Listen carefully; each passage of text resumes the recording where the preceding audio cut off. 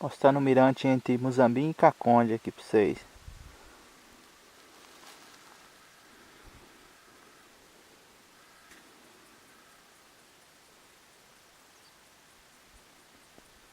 Lá tá Caconde.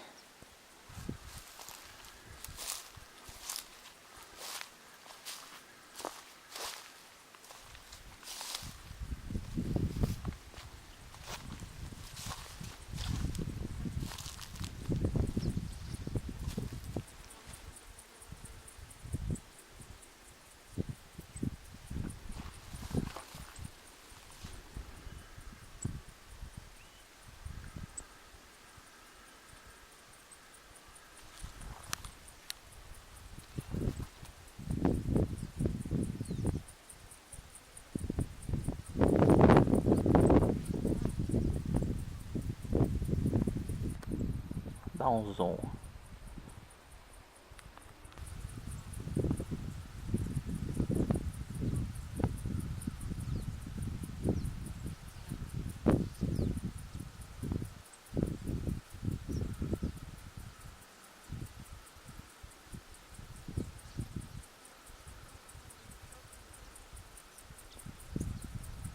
Lá um pedacinho de Poste Calda, bem no centro.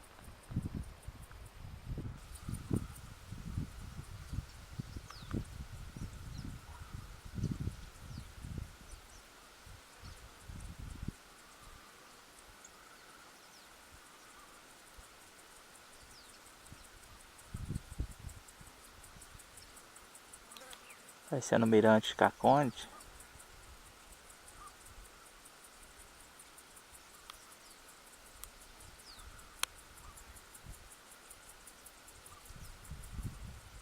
Com sombra lá.